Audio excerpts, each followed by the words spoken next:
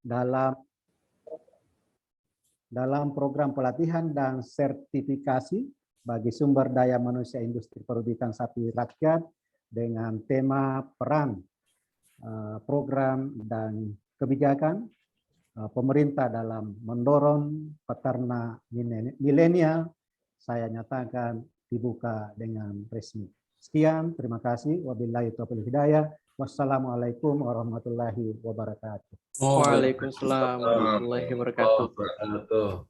Ya, baik, terima kasih banyak kepada Profesor Dr. Insinyur Lela Rohim, MSc, atas kata sambutannya dan pembukaannya pada webinar ke-11 pada hari ini. Ya, baik, para peserta sekalian, dipersiapkan ya, mulai dipersiapkan catatannya untuk bisa dicatat, kemudian pastikan posisinya sudah enak nih buat mendengarkan materi pada hari ini, karena ini benar-benar akan sangat baik nih, apalagi bagi teman-teman mahasiswa ya, yang dikategorikan kaum milenial nih. Jadi kaum milenial akan kita kulik pada hari ini bagaimana kebijakan-kebijakannya dan dukungannya nih dari pemerintah, utamanya dari Kementerian Pertanian seperti apa. Baik, sebelum itu saya ingin menginformasikan terlebih dahulu seperti biasa ya. Jadi akan ada 3 orang peserta yang akan mendapatkan pulsa sebesar 50.000 atas pertanyaan terbaiknya yang nanti akan dipilih oleh panitia. Dan bagi peserta yang memang mengikuti sampai dengan akhir, nanti akan mendapatkan sertifikat webinar setelah mengisi daftar hadir di akhir acara. Ya, baik, untuk selanjutnya kita akan masuk ke sesi agenda utama kita, yaitu adalah materi ya dari narasumber.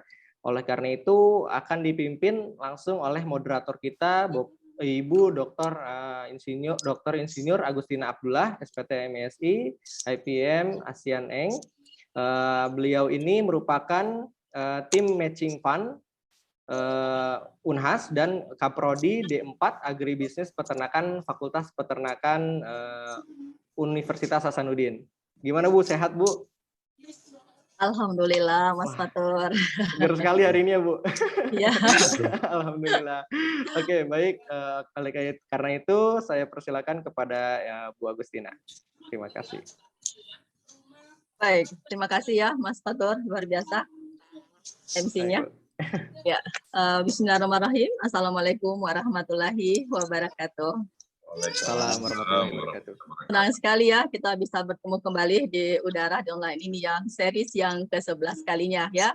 Mudah-mudahan semua masih selalu setia untuk menyapa kami ya di Mission Fund Kadereka ini. Sebelum kita masuki pada acara ini, kami ingin menyapa dulu ya yang hadir pada hari ini adalah Bapak dekan kami yang luar biasa yang selalu setia dari awal sampai hari ini. Lalu ada ya menemani kita semua di webinar series ini, yaitu Bapak Profesor Dr. Lela Rohim, MSc IPU ASEAN yang sudah membuka webinar series untuk hari ini. Kemudian Bapak Ketua Pusat Unggulan Innovation Livestock Fakultas Peternakan dan sekaligus juga Ketua Program Mission Fund Kadereka Fakultas Peternakan, yaitu Bapak Dr. Insinyur Sahdar Baba SPTM MSc, dan juga mitra kami ya yang luar biasa, Direktur SDG ya Bapak Sani. Kemudian yang kami banggakan keynote speaker kita yaitu Profesor Dr. Insinyur Tangri Rashid ya MSc, dan yang luar biasa juga ya tamu kita yang kita banggakan yaitu Bapak Dr. Andes Zulkifli Emle MM. Assalamualaikum Pak, ya ketemu lagi di udara. Ya, dia merupakan Kepala Bidang Organisasi dan Kepegawaian Kementerian Pertanian Republik Indonesia, dan seluruh peserta webinar series yang kami hormati dan yang kami banggakan ya. Terima kasih untuk sudah setia menemani kami bergabung pada webinar series yang ke-11 ini. Webinar series yang ke-14 ini kita mengangkat tema yaitu adalah peran program ya dan kebijakan pemerintah dalam mendorong peternak milenial. Sebenarnya webinar series yang keempat itu pernah kita mengangkat untuk peternak milenial. Mengapa kita selalu ingin menemukan peternak milenial ini? Karena ini memang seksi ya. Jadi peternak milenial itu sekarang lagi betul bagaimana supaya ada regenerasinya ya, sehingga hari ini kita memang mendatangkan dari Kementerian Pertanian untuk bisa mengupas ya, bisa mendapat informasi bagaimana sebenarnya agar bisa mendongkrak ya peternak milenial tersebut. Dan hari ini alhamdulillah dia bersedia dan hadir bersama kita ya, di tengah-tengah kita pada webinar series yang ke-11 ini. Nah, untuk itu kami tidak berpanjang lebar ya, mungkin Mas Fatur bisa memperlihatkan CV beliau, menampilkan CV-nya ada ya, CV Pak Ya, ada. ya, CV. Disilakan Mas Fatur ditampilkan CV Bapak Dr. Andes Zulkifli MM yang Kepala Biro Organisasi dan Kepegawaian Kementerian Pertanian. Ya, ini CV Bapak Dr. Andes Zulkifli. Berarti baru-baru ulang tahun ya Pak. Selamat ulang tahun kalau seperti ini. Terima kasih, sudah tua kepala 5. Termasuk generasinya generasi X sudah. Iya Pak, ya jadi bukan lagi yang milenial ya Pak ya. Ya, jadi saya tidak perlu membaca, ya luar biasa banyak sekali jabatan-jabatan yang pernah dipenuhi oleh Bapak Dr. Andes Zulkifli MM, yang jelas bahwa sekarang dia menjabat sebagai Kepala Biro Organisasi dan Kepegawaian Kementerian Pertanian RI. Terima kasih Mas Fatur. Iya, Bu. Ya. Nah, untuk itu kami langsung saja mempersilahkan ya, mungkin yang pertama Prof. Andri ya. Yang mana duluan ini? Prof. Andri atau Pak Zulkifli? Prof. Andri lah. Oke. Terima kasih. Ya, oleh itu saya persilakan langsung kepada Bapak kita, orang tua kita yang kami cintai ya, Bapak Profesor Dr. Insinyur Anggrin Rashid MS ya, untuk bisa memaparkan materinya. Saya persilakan Prof dengan waktu 20 menit. Baik, Ibu Agustina selaku moderator ya. Bismillahirrahmanirrahim. Assalamualaikum warahmatullahi wabarakatuh. Waalaikumsalam warahmatullahi wabarakatuh. Zulkifli. Siap, Prof. Alhamdulillah kita bisa ketemu pada dunia maya ini ya. Alhamdulillah. Yang penting kita sehat. Pak Zul ini adalah Kepala Biro Organisasi dan Kepegawaian yang betul-betul luar biasa kami temui, dan luar biasa sibuknya beliau. Tapi namun demikian karena kecintaannya terhadap Universitas Hasanuddin, namanya Fakultas Peternakan, sehingga beliau ini menyisihkan waktu untuk kita semuanya. Jadi terima kasih banyak Pak Zul atas kehadirannya sebagai orang peternakan. Kemudian Pak Dekan Fakultas Peternakan yang saya hormati, alhamdulillah kita bisa bersemuka lewat dunia maya lagi. Yang penting Pak Dekan sehat. Kemudian ketua CLI ya, MC ya, kemudian mitra dan hadirat yang dimuliakan oleh Allah Subhanahu wa taala. Alhamdulillah pada hari ini rupanya dari pengantaran yang tadi ternyata sangat menarik apa yang ingin dicapai pada kelas Merdeka ini ya, mahasiswa ingin bersertifikasi. Seperti kita ingin menghasilkan suatu profesionalisme ya, artinya ingin menghasilkan suatu hasil yang betul-betul learning by doing yang bisa diterapkan oleh mahasiswa kita ya, dan ini alhamdulillah bisa bersama-sama dengan Polbantan ini, anggotanya Pak Zul ini ya. Polbantan menghasilkan vokasi ya yang luar biasa juga, dan sudah banyak mahasiswa Polbantan baik di Magelang, di Kebumen dan sebagainya itu sudah berhasil menjadi petani atau peternak milenium ya, baik di Malang juga. Nah, kemudian yang kita sayangkan ini Sulawesi Selatan belum ada yang tampak ini kayaknya. Nah itulah, mudah-mudahan kita bisa mengikuti dari Kebumen, kemudian kita bisa mengikuti dari Magelang, kemudian bisa mengikuti dari Malang, dan semuanya rata-rata peternakan kambing dan domba itu keberhasilannya.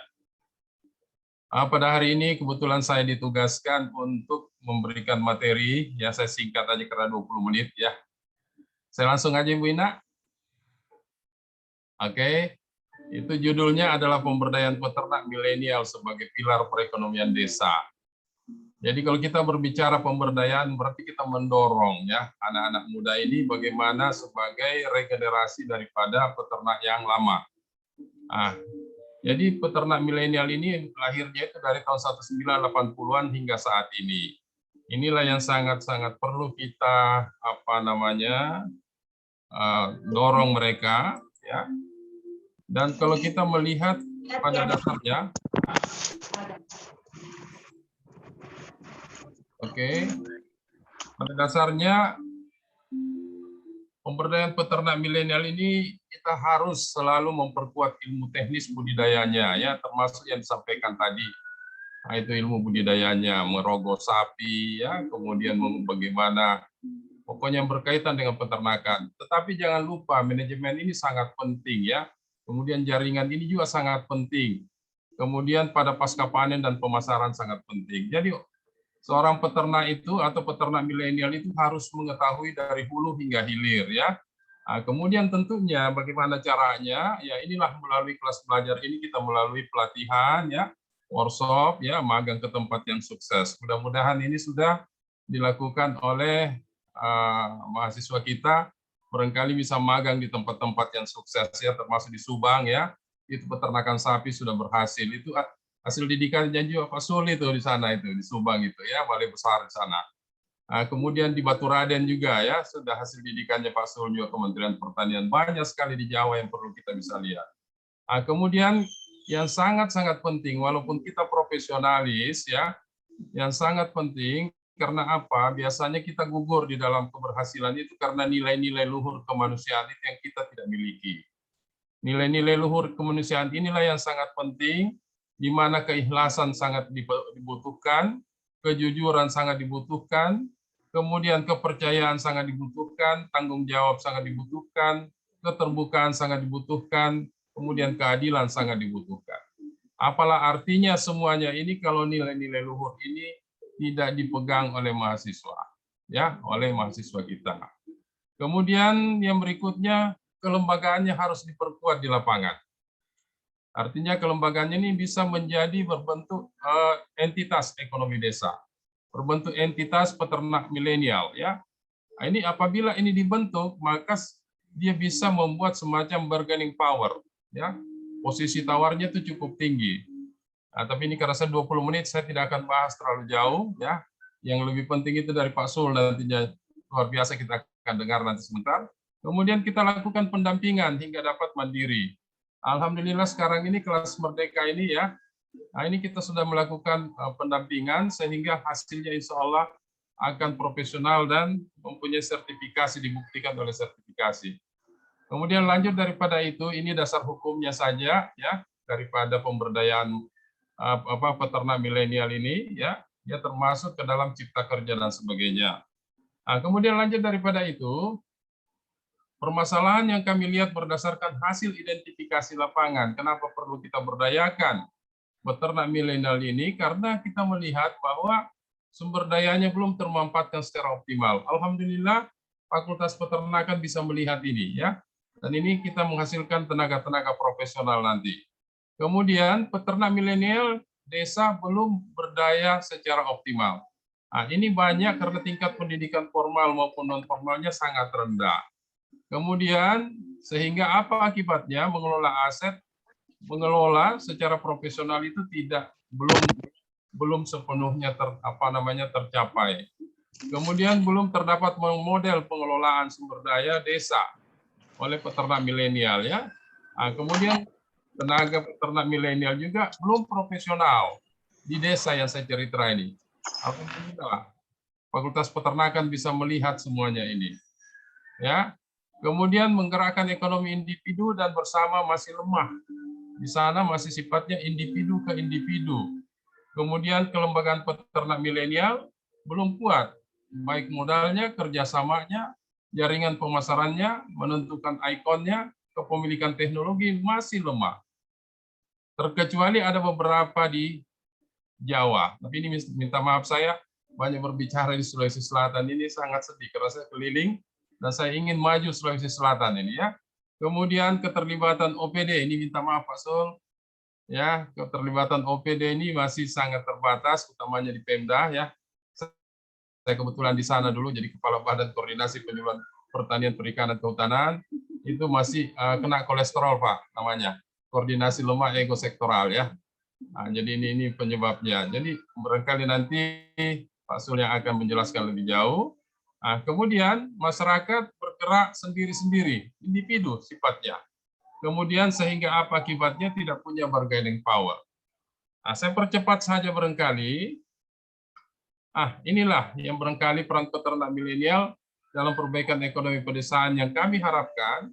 Kalau peternak ini, ya yang sekarang ini, dia lewat pedagang pengumpul karena tidak punya peternak milenial, ya. Pedagang pengumpul. Kemudian dari peternak ke pedagang pengumpul desa, kemudian ke kabupaten, kemudian ke pabrikan, baru masuk ke poultry atau distributor, baru ke konsumen. Tetapi kalau ada peternaknya, peternak milenial ini berfungsi bagus, kemudian Unhasnya berfungsi bagus, ada konsultan ahlinya berfungsi bagus, bekerja sama ya dengan peternak ini, insya Allah akan berhasil karena sudah orang ahli semuanya. Dan kemudian bekerja sama lagi dengan mitranya, kemudian langsung ke konsumen. Jadi kita pendek potong rantai tata niaganya. Oleh sebab itu, hadirin yang saya hormati, ya, bagaimana model sistem kerja peternak milenial kalau kita ingin berdayakan? Ini kita harus libatkan Pemda, kita harus libatkan Kementerian Pertanian. Alhamdulillah pada hari ini kita harus libatkan sumber modal, bank. Kita harus libatkan pihak swasta. Kemudian pihak peternak milenial juga harus bekerja sama dengan tenaga ahli konsultan dari Unhas, ya, dari universitas lain, dari LSM dan sebagainya. Kemudian juga harus terlibat dengan Bundes, Badan Usaha Milik Desa, ya. Kemudian seorang peternak milenial ini harus mengetahui mengelola dari hulu sampai hilir, diberdayakan dia harus ahli di bidang subsistem input, kemudian masuk di subsistem proses, kemudian masuk di subsistem output dan subsistem pemasaran, yang seterusnya akan kembali lagi. Inilah model yang perlu kita gerakkan ke depan, ya, agar supaya peternak milenial ini akan berdaya guna dan berhasil guna. Apalah artinya kalau kita ahli tetapi kurang jaringan, ya, maka tidak ada gunanya juga. Jadi sebenarnya ada yang sangat penting kita miliki bagi peternak milenial ini adalah 3C. Harus punya konsep, harus punya kompetensi, dan harus punya connection. Kalau itu dimiliki, maka 5M 1E itu pasti jalan. Man-nya jalan, ya, money-nya jalan, kemudian mesinnya jalan, materialnya jalan, marketnya jalan, metodenya jalan, dan memperhatikan lingkungannya jalan. Jadi ini semuanya kalau kita ingin berdayakan peternak milenial ke depan, insya Allah kalau kita perhatikan model-model ini, maka insya Allah akan tercapai apa yang kita inginkan bersama. Oleh sebab itu, peternak milenial yang sukses, bagaimana cirinya? Cirinya adalah produk desa harus dikelola secara bisnis. Ya, jadi bisnis. Jadi inputnya, jadi outputnya harus lebih besar daripada inputnya. TR-nya harus lebih besar daripada TC-nya. Kemudian peternak milenial harus mampu mempunyai jaringan bisnis yang handal. Ya, baik keluar, ya baik secara internasional, nasional maupun secara lokal atau regional, ya. Kemudian peternak juga milenial harus bermitra dengan peternak, konsultan, tenaga ahli, profesional di bidangnya dalam mengelola produk desa. Selalu ada kemitraan, selalu harus ada jaringan, jaringan internal maupun jaringan eksternal. Kemudian harus ada keterpedulian Kementerian Pertanian, Pak Sul. Makanya, alhamdulillah Pak Sul, terima kasih banyak sudah dibantu. Atas peternakan ini sebanyak 20 ekor sapi barangkali, ya, sapi perah kalau tidak salah, ya. Nanti Pak Dekan yang jelaskan itu. Kemudian harus bekerja sama, ada keterpedulian OPD, organisasi perangkat desa, harus ada keterpedulian Bundes, ya, dalam program yang dikemas oleh peternak milenial. Kemudian peternak milenial juga harus mempunyai target pendapatan dari program yang dikemasnya. Kemudian peternak milenial harus kuat dalam hal bargaining power. Barangkali demikian Ibu Ina, karena 20 menit saya diberikan waktu, ya. Mudah-mudahan apa yang saya sampaikan, ya, ada manfaatnya. Nanti kalau ada yang mau didiskusikan kita bisa diskusi. Dan yang sangat penting pada hari ini adalah penjelasan dari Pak Sul dari segi kebijakan-kebijakan, karena kami tahu persis Pak Sul orangnya luar biasa, ya. Makasih banyak, ya, Ibu Ina, Pak Sul, saya duluan ini, Adinda. Minta Ya, maaf. Prof. Terima kasih. Assalamualaikum warahmatullahi wabarakatuh. Waalaikumsalam warahmatullahi wabarakatuh. Bisa stop share dulu, Prof? Stop share ya. Oke. Oke. Baik, Bapak Ibu sekalian ya. Jadi yang ingin bertanya silakan ditahan dulu ya, karena kita akan mendengarkan pemaparan yang kita tunggu-tunggu ya. Hari ini adalah Bapak Dr. Andes Zulkifli MM ya, Kepala Biro Organisasi dan Kepegawaian Kementerian Pertanian Republik Indonesia. Salam menembus langit, Pak Zulkifli. Oke, saya persilakan. Siap. Terima kasih Bu Agustina. Alhamdulillah yang hari ini sebagai kegiatan webinar yang ke-11 ya, insyaallah. Bismillahirrahmanirrahim. Assalamualaikum warahmatullahi wabarakatuh. Waalaikumsalam warahmatullahi wabarakatuh. Kehadirat Allah Subhanahu wa taala, Rabb semesta alam, penggenggam jiwa-jiwa kita yang masih memberikan nikmat sehat, kesempatan kepada kita semua. Khususnya saya secara pribadi ini rasa rindu dan kangen kepada kampus Ayam Jantan dari Timur terasa dekat melalui layar webinar ini. Yang saya hormati, terima kasih, salam hangat dari Pak Sekjen, menugaskan kami, Pak Dekan, Profesor Dr. Insinyur Lela Rahim MSc. Terima kasih atas ruang dan waktu yang diberikan kepada Kementerian Pertanian untuk sharing di webinar 11 ini bersama-sama adik-adik di Fakultas Peternakan, dan tentunya kalau ada yang lain bisa bergabung. Terima kasih. Yang kami hormati pula, izin ini Dr. Sahdar Baba, SPT MSI, selaku Ketua Tim. Kemudian ada narasumber yang luar biasa, tetap awet muda dan segar. Punya resep dibagi, Prof. Profesor Dr. Insinyur Tandri Giling Rasid MSI. Terima kasih, ini bersama-sama saya diberi kesempatan dalam satu sesi dengan beliau. Terima kasih ini Prof atas ruang dan waktu.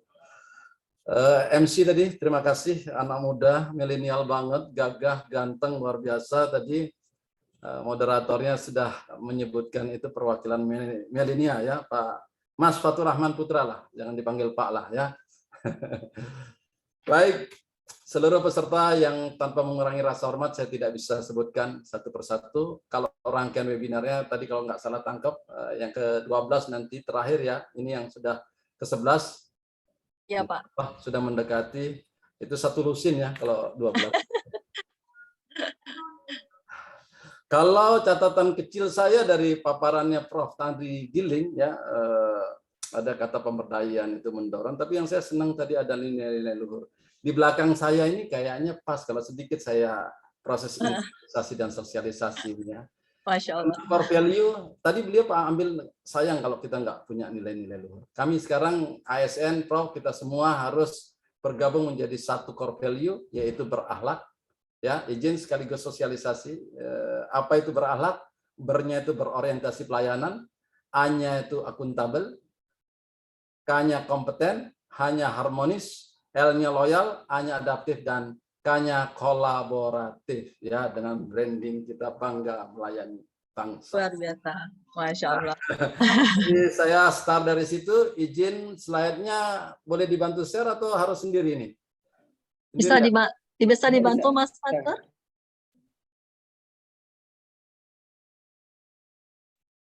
Bisa dibantu Mas?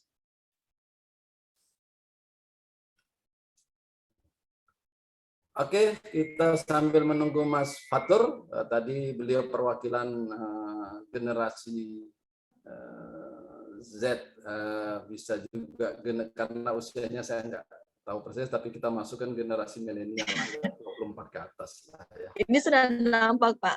Alhamdulillah ya.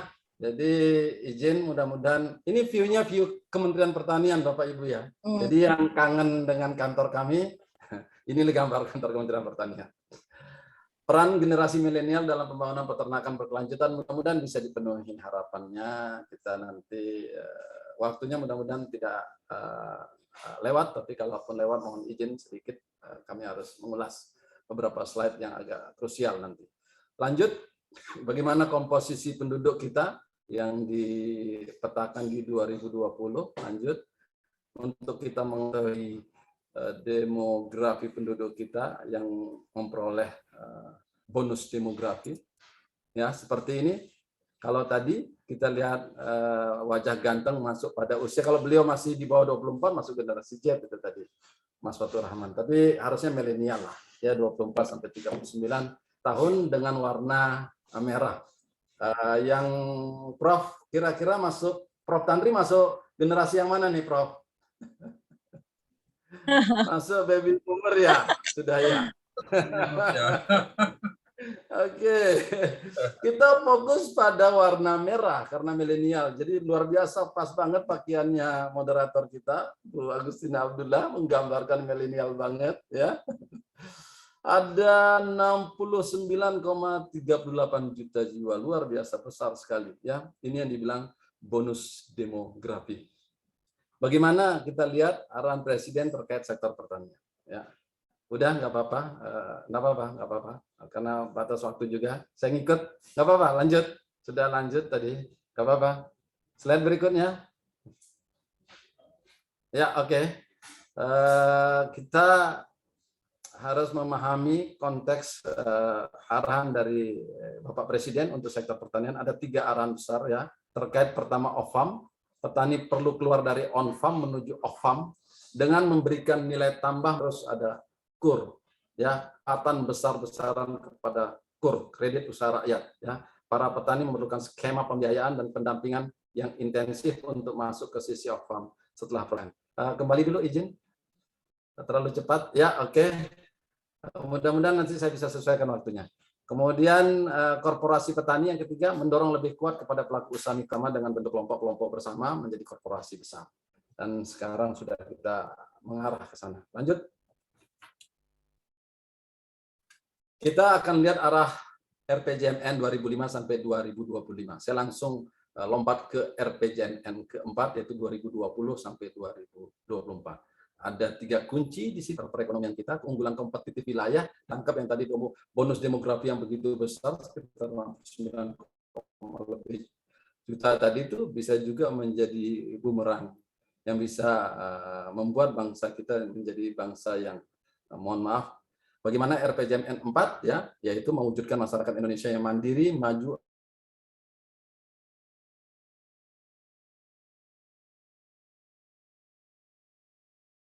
Kita masuk sekarang bagaimana menerjemahkan ke pembangunan ya sampai 2024. Kalau bicara 2045, insya Allah Pak Syahrul Yassin menjadi lumbung pangan dunia, insya Allah ya. Bagaimana strateginya? Ada 4 di sini. Kita lihat produksi dan produktivitas, ada pertanian rendah biaya, kemudian ada ekspansi pertanian dan mekanisasi dan riset. Mekanisasi dan riset ini yang dekat dengan milenial. Ya, kita sudah masuk era 4.0, cenderung masuk society 5.0 malah sekarang. Ya, waktunya saya diberikan 20 menit. Lanjut. Kalau Bapak bisa lebih lama sedikit. Oke, kalau gitu saya agak balik satu slide yang ini. Karena ini saya berharap nanti karena ada dan ya kembali dulu nih yang pegangan satu, kembali tadi saya ingin tekankan bagaimana di mekanisasi dan research. Di situ harus ada pengembangan dan penerapan mekanisasi pertanian pra dan pasca panen, sama akselerasi pemanfaatan inovasi teknologi. Ini dia pendekatan milenial, pendekatan era digital, pendekatan sekarang kita sudah teknologi 4.0 yang kekinian. Ini dia. Dan kalau Bapak Ibu lihat, adik-adikku sekalian lihat, pertanian sekarang izin sudah menggunakan berbagai teknologi yang luar biasa. Kalau mau nanam sekarang sudah pakai mesin, ya benih disebar sudah tidak lagi manual. Kalau mau presiden sudah menggunakan bukan saja hand traktor, sudah 4 roda traktornya. Ya, lanjut. Ini bagaimana mewujudkan maju mandiri modern, Pak Menteri kita. Ya, strateginya ya. Pertanian memberikan kontribusi yang luar biasa. Ada singkatan CB, Pak Menteri kita menggunakan istilah CB 1 sampai CB 5. CB itu cara bertindak, ya. Jadi di CB1 itu harus peningkatan kapasitas pangan lokal, CB3 penguatan cadangan dan sistem logistik pangan, di CB4 pengembangan pertanian modern, dan CB5 gerakan 3 kali ekspor gratis. Sedikit saya cerita tentang CB1 bagaimana peningkatan kapasitas produksi dilakukan melalui pengembangan lahan rawa di Kalteng, ya. Ada seluas 160 areal tanah baru PATB dan ada peningkatan produksi. Kemudian di CB2 ada pengembangan diversifikasi pangan lokal, kemudian pemanfaatan pangan lokal, dan ibu-ibu yang tinggal di kota mengenal dengan urban farming. Di CB3 ada penguatan cadangan dan sistem logistik pangan. Di sini ada pengembangan LPM dan LPM berbasis desa, kemudian juga ada penguatan cadangan beras pemerintah provinsi, dan ada juga penguatan sistem logistik pangan nasional untuk stabilisasi pasokan dan harga pangan. Di CB4 untuk pengembangan pertanian modern, pengembangan smart farming, pengembangan dan pemanfaatan greenhouse, pengembangan food estate, dan pengembangan korporasi petani. Ini food estate, Pak Presiden sangat berharap kita bisa fokus dan bisa mensukseskan FA atau food estate yang sekarang ada di beberapa provinsi. CB5 gerakan 3 kali ekspor luar biasa. Kalau kita ingat Dirgahayu kemarin 17 Agustus Bapak Presiden bersama Bapak Menteri Syahrul Yassin Limpo membuka dan melakukan ekspor dari 76 posisi pintu keluar kita untuk peningkatan ekspor 3 kali lipat, ya, gratis kita kenal singkatannya. Lanjut. Arahan Menteri Syahrul Yassin Limpo untuk petani milenial. Kita masuk. Apa saja arahan beliau? Pertama, pembangunan pertanian ke depan akan semakin mengandalkan para petani muda dengan teknologi digital, terutama sebagai strategi untuk memperkuat produksi dan distribusi. Agripreneur muda yang melek teknologi adalah potensi dan mitra strategis memecahkan kendala distribusi serta lemahnya akses pasar petani selama ini. Kemudian juga ada bertambahnya startup milenial ini merupakan bukti Kementerian Pertanian serius melakukan percepatan regenerasi petani. Kemudian saya makin percaya, kata Bapak Menteri, anak muda yang mau terjun di bidang pertanian bisa punya peluang kehidupan dan ekonomi yang lebih baik. Apalagi dengan memanfaatkan teknologi yang tersedia, maka dunia dalam genggaman kalian. Dan yang berikutnya, petani milenial ke depannya dapat menjadi kepercayaan bagi anak-anak muda bahwa petani itu keren, petani itu inovatif dan kreatif, serta memanfaatkan teknologi. Padanannya selalu kalau milenial, teman-teman yang muda-muda selalu dengan teknologi. Lanjut. Dukungan bagaimana pendidikan, sinergi pemerintah, akademisi, industri, dan masyarakat seperti yang tadi disampaikan Prof di awal, ya, kita punya target untuk 2,5 juta petani pengusaha milenial. Itu lahir seperti tadi yang disampaikan oleh beliau melalui sekolah-sekolah yang ada di Kementerian Pertanian, yaitu politeknik di lingkup Kementerian Pertanian. Itu akan menghadirkan masyarakat petani atau pengusaha pertanian berorientasi ekspor. Jadi tidak hanya politeknik kita, ada juga PEPI, ya, kita punya di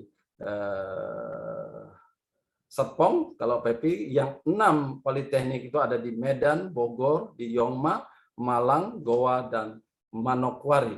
Bagaimana bentuknya tadi ada sudah, kalau lihat panah di sini, mitra industri berorientasi ekspor, pengembangan masyarakat, sehingga bagaimana korelasi antara hadirnya yang tidak hanya menghadirkan politeknik itu job seeker, ya, seharusnya lebih banyak untuk job creator kita berharap, sehingga penyelarasan kurikulum berbasis kompetensi industri itu menjadi penting dengan mitra industri yang berorientasi ekspor, karena tadi ada gerakan gratis. Lanjut. Ini kolaborasi pendidikan dengan PT Mitra. Yang kita lihat logo di depan juga Kampus Merdeka, ya. Nah, Kampus Merdeka, Powerful Agile Learn, literasi data, dilakukan literasi teknologi, dilakukan literasi manusia. Harus ada 5C di situ, ya. 5C, critical thinking, complex problem solving, communication, creativity, collaboration. Fleksibilitas mahasiswa kita dapatkan di Kampus Merdeka. Bisa memilih mata kuliah di luar prodi dan perguruan tinggi. Bagaimana bentuknya dilakukan hal tersebut? Melalui program desa, magang industri, kewirausahaan, exchange student, proyek independen, asistensi mengajar, dan humanitarian. Ya, jadi inilah bentuk kegiatan kolaborasi antar PT Mitra dan Palbangtan dalam menumbuhkan petani milenial. Lanjut. Bagaimana kita lihat sekarang bentuk target penumbuhan yang tadi 2,5 juta, ya, sampai 2024. Ada beberapa subsektor, karena sekarang kita fokus di peternakan, di bawahnya BUN posisinya, 2020 target 60.000, dengan nanti di 2024 kalau dilihat peternakan yang ratanya 60, 60, 60 di 2022 juga, 2023, 2024 dengan total 300.000 petani milenial, kalau kita boleh sebut peternak milenial. Lanjut,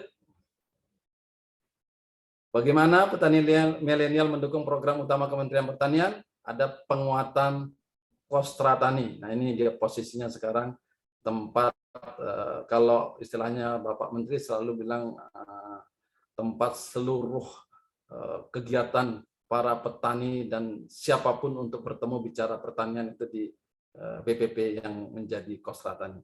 Ya, ada di situ menjadi pusat data dan informasi, menjadi pusat gerakan pembangunan pertanian, menjadi pusat pembelajaran, menjadi pusat konsultasi agribisnis, menjadi pusat pengembangan jejaring kemitraan. Lalu ada regenerasi petani melalui pendidikan vokasi, pelatihan vokasi, pemberdayaan P4S, yaitu Pusat Pelatihan Pertanian dan Perdesaan Swadaya. Ada branding petani, tadi kita Pak Menteri sebutkan bertani itu hebat, bertani itu keren, ya gitu semacam itu. PWMP, Penumbuhan Wirausahaan Muda Pertanian, program PHLN, yaitu pinjaman dan garing atau hibah luar negeri, mendukung penumbuhan petani milenial. Kemudian ada beberapa program utama Kementan seperti Propak Tani, Gedor Horti, Grasida, Si Komandan tadi yang disebut sama Prof, Gratix, PMS, dan TTI, Toko Tani Indonesia, KUR dan Metan, Food Estate dan Korporasi Petani, serta diseminasi teknologi. Lanjut, bagaimana program penumbuhan pengusaha pertanian milenial? Beberapa subsektor tadi, kalau bisa dilihat utuh, silahkan melihat seluruhnya, tapi kami fokus pada yang diberi warna, yaitu peternakan. Beberapa komoditi di peternakan yaitu unggas, sapi, potong, kerbau, sapi perah, domba, kambing, babi, ya. Ini pemasaran hasil pertanian peternakan. Si Komandan, sapi kerbau komoditas andalan negeri, itu si Komandannya. Jadi yang lain saya tidak jelaskan, prinsipnya kita fokus pada peternakan. Ya, lanjut. Karena kita untuk bisa memahami sama petani milenial itu sudah diatur ya di Permentan 33, usianya di situ dikelompokkan pada usia 19 sampai 39, tapi boleh lebih gitu loh Pak Menteri bilang gitu loh. Apa sarannya? Dia berjiwa milenial, mampu adaptif terhadap teknologi digital. Artinya Prof, kami yang sudah 50 tahun juga boleh disebut milenial kalau mampu beradaptif dengan teknologi. Dan kita tidak tertinggal dengan adik-adik kita yang sudah milenial. Kemudian ada kelompok usaha bersama, kita kenal dengan KUP. Kemudian ada KUP Petani Milenial. Ini harus semua petani yang berkumpul itu beranggotakan 20-30 orang yang telah siap dalam mengelola usaha pertanian secara bersama. Ya, lanjut.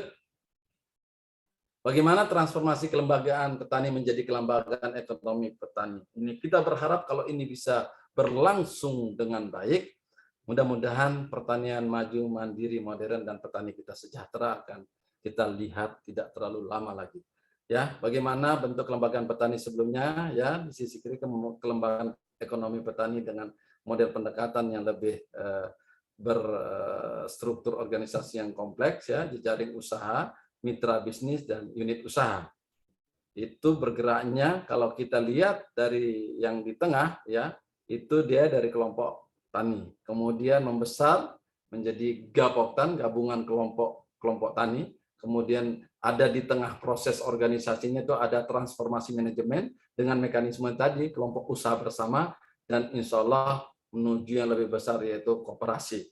Kalau bisa kita sebut dia korporasi ke depan. Bagaimana dari organisasi yang berubah dari kelembagaan petani menjadi kelembagaan ekonomi petani, di situ ada bisnis yang kita harapkan, perubahan dari usaha tani yang subsisten menjadi usaha tani yang agribisnis, dari skalanya rumah tangga menjadi skala ekonomi basis kawasan, teknologinya tradisional atau manual, teknologinya sudah mekanik atau mesin, dan bersifat on-farm atau hulu, bersifat on-farm dan off-farm, hulu sampai hilir. Ini yang kita harapkan dari proses transformasi kelembagaan petani menjadi kelembagaan ekonomi petani. Lanjut, syarat penumbuhan KUP petani milenial seperti apa? Ada 5. keanggotaan KUB dapat berasal dari santri, pemuda gereja, pemuda keagamaan, dan pemuda tani lainnya. Pemuda tani milenial memiliki kemampuan, pemuda tani milenial yang sudah siap untuk berusaha tani. Kalau kita sebut tani di sini masuk 4 subsektor tadi, peternakan salah satunya, perkebunan, tanaman pangan, dan hortikultura. Satu pemuda dengan usahanya mampu merekrut anggota 20-30. Ini diberikan target supaya teman-teman menjadi kelompok-kelompok petani milenial yang lebih kolaboratif dalam menghasilkan nanti hasil dari output kerja mereka. Kemudian memiliki cikal bakal sarana atau sarana usaha tani seperti kandang untuk hewan ternak. Lanjut, bagaimana model bisnisnya seperti ini ya. Kami beri contoh ya, ini jual ternak misalnya ya, off-takernya di sebelah kanan. Kalau sudah berbentuk nanti usaha bersama ya, di dalamnya itu sudah dikelola dengan baik, ada unit-unit usaha ya, ada unit jasa alsintan, ada unit pengolahan, ada unit permodalan, dan ada unit pemasaran. Pelindungnya kepala desa ya. Di sisi kiri ada beberapa dukungan baik dari Gapoktan, dari teman-teman yang bergerak di PWS atau dari UBJA. Lanjut. Ini data untuk rumah tangga peternak yang kami peroleh dari Direktorat Jenderal Peternakan ya. Untuk diketahui saja, kita bisa lanjut. Ini lebih detailnya sebaran petani milenial bidang peternakan. Mulai dari Nusa Tenggara Timur ya, ada di Timur Tengah Utara, di Papua, Jayapura sampai Paniai. Kemudian di Merauke, Papua Barat juga ada Manokwari sampai Tambrau, di Riau, seterusnya Jawa Timur, Jawa Tengah, Kalimantan Selatan sampai Nusa Tenggara Barat. Lanjut. Ya, jadi hampir semua provinsi sudah ada ya sebarannya petani milenial kita dan atau peternak milenial kita ya. Lanjut. Bagaimana korporasi desa sapi ya yang akan menjadi desain di Direktorat Jenderal Peternakan. Jadi prinsipnya desa korporasi sapi itu pengembangan usaha dari hulu sampai hilir dalam pengelolaan satu manajemen berorientasi bisnis. Kemudian satu desa korporasi sapi terdiri dari 1.000 ekor sapi, 500 ekor indukan dan 500 ekor bakalan, dikelola oleh gabungan 5 kelompok di 5 desa dalam satu klaster kecamatan. Kemudian 5 kelompok dalam satu manajemen korporasi desa sapi akan dikelola oleh peternak milenial. Peningkatan produksi, dilakukan juga pengembangan hilirisasi dan nilai tambah serta daya saingnya. Kemudian pengembangan korporasi desa sapi melibatkan sinergi dari berbagai pihak. Kemudian indikator programnya yaitu peningkatan produksi dalam negeri dan peningkatan nilai tambah. Lanjut. Bagaimana desa korporasi untuk kambing domba? Ya, hampir mirip juga Bapak Ibu. Jadi saya saya lewat saja. Bagaimana berikutnya untuk integrated farming unggas berbasis jagung. Ini untuk peternak milenial ya. Ada di situ kalau terlihat ada jagung, ada cabai sayuran ya, ada embungnya juga di situ, ada itiknya, ada rumah kompos, ada rumah jaga ya. Ini integrated farming. Kalau kita sebut kalau bahasa kita ya pertanian terpadu lah begitu ya. Lanjut.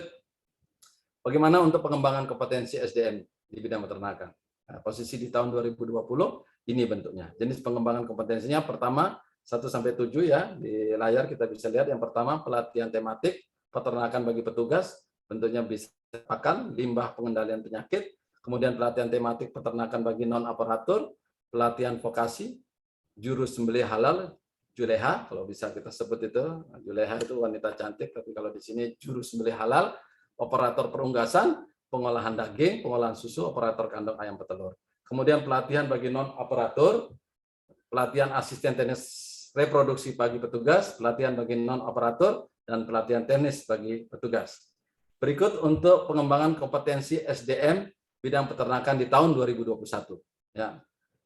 Lanjut ya, ada bimbingan teknis, peningkatan kapasitas bagi penyuluh dan petani, ada pelatihan teknis peternakan bagi non-operator, ada pelatihan teknis bagi non-operator untuk pengolahan dan pengawetan pakan ternak, ada pelatihan teknis tematik seperti pembuatan pakan silase untuk kambing, formulasi pakan ternak, Dan yang berikutnya yang nomor 6 adalah pelatihan teknis manajemen peternakan sapi bagi peternak pemula. Kita lihat semangat Bapak Menteri ketika BIMTEK Petani Milenial, ya, ini yang di Kabupaten Jombang, Jawa Timur. Dia dalam acara ini menyampaikan beberapa pesan penting untuk petani milenial. Yang pertama, petani milenial harus membuat rencana jangka panjang dengan planning yang jelas sebagai modal dasar dalam melangkah. Jadi nggak bisa tanpa perencanaan, tanpa planning yang bagus. Kemudian yang kedua, petani milenial harus memiliki sifat optimis dan atensi yang tinggi serta berpikir keras untuk meraih kesuksesan. Ya, harus memiliki atensi. Ya. Kemudian yang ketiga, menjadikan ilmu pengetahuan sebagai modal dalam berpikir dan bertindak. Artinya bahwa dalam bertani tidak cukup hanya optimis, tapi juga harus memiliki ilmunya. Yang keempat, menjadi petani muda harus siap berkorban dan memiliki integritas yang tinggi untuk meraih suatu cita-cita besar. Lanjut, kita masuk ke sertifikasi profesi bidang peternakan. Ini dia apa saja terhadap inseminator, terhadap juru sembelih halal, ya. Kalau tadi saya sebut nama wanita, kalau disebut dia Bu Moderator Juleha. Kemudian yang ketiga operator farm unggas pedaging, yang keempat vaksinator, dan yang kelima paravet. Ya. Bapak Ibu, ini beberapa hal yang bisa saya sampaikan. Semoga bisa bermanfaat dan kita bisa kembangkan dalam diskusi. Sekali lagi, saya awali dengan core value ASN. Saya tutup juga dengan core value ASN karena ini bagian dari tugas utama saya setelah di-launching oleh Bapak Presiden untuk core value ASN, yaitu berakhlak, berorientasi pelayanan, A-nya akuntabel, K-nya kompeten, H-nya harmonis, L-nya loyal, A-nya adaptif, K-nya kolaboratif. Saya hanya ingin pada kesempatan penutup ambil L-nya saja. Kita ASN harus loyal, NKRI harga mati, dengan branding bangga melayani bangsa.